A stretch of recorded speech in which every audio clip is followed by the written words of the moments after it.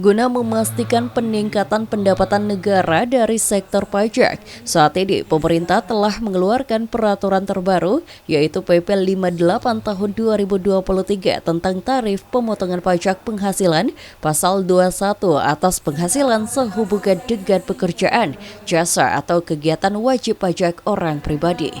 KPP Pratama Curup melakukan sosialisasi kepada seluruh bendara OPD pemerintah Kabupaten Kepahyang.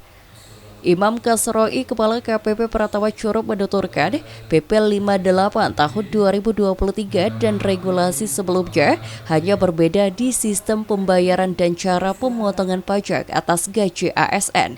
Namun untuk nominal pajak masih sama seperti biasanya. Ia juga menuturkan target dari PP 58 tahun 2023 ini sendiri hanya untuk para pegawai saja. Apa yang baru nih, Pak? Yang menjadi perbedaan dari sisi tata cara pemotongannya.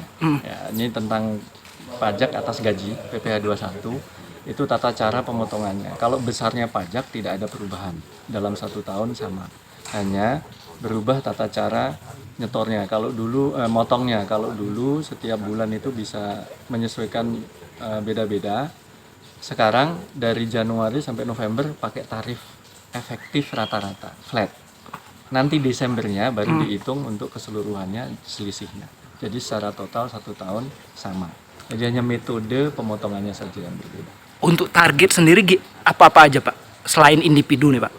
Kalau untuk perubahan dari PP 58 ini praktis targetnya hanya individu untuk yang pegawai. Untuk ya, pegawai. Selain pegawai tidak ada.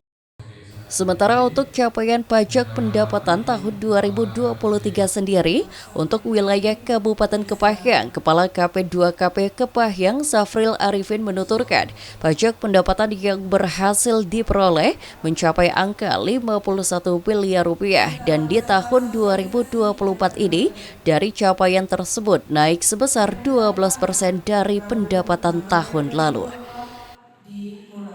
Ya. Alhamdulillah untuk tahun lalu tadi sudah disampaikan untuk Kabupaten Kepahyang sendiri berhasil mengumpulkan penerimaan pajak 51 miliar dan ini ada kenaikan sekitar 12% untuk tahun ini. Kami yakin dengan bantuan, dengan dukungan dari pemerintah daerah Kabupaten Kepahyang, target yang sudah diberikan kepada kami insya Allah bisa tercapai kembali di tahun 2024 ini. Kalau untuk objek pajak sendiri selain individu, selain pegawai negeri, berapa nih, Kak? Ya, jadi selain dengan kewajiban untuk orang pribadi ya, ada juga untuk badan usaha. Nah ini juga sangat membantu ya penerimaan pajak dari Kabupaten Kepahyang yang masuk ke KPP Pratama Curup. Oke, siap. Di sisi lain, Hartono, Sekretaris Daerah Kabupaten Kepahyang yang secara langsung membuka acara sosialisasi tersebut, meminta kepada setiap bendahara OPD untuk benar-benar menjalani peraturan pemerintahan ini.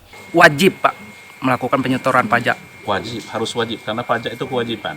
Artinya kalau tidak membayar pajak itu melanggar sebuah undang-undang, maka wajib pajak itu disetor karena pajak ini berdampak. Artinya untuk pembangunan-pembangunan, baik itu pembangunan secara nasional maupun kabupaten kita. Jadi pembangunan kita itu, pembiayaan pembangunan kita 60% dibiayai oleh pajak. Maka kalau tidak menyetorkan pajak itu adalah melanggar undang-undang, melanggar hukum, harus wajib. Bendahara wajib menyetor pajak itu. Dari Kabupaten Kepahyang, Hendri Sui, BETV melaporkan.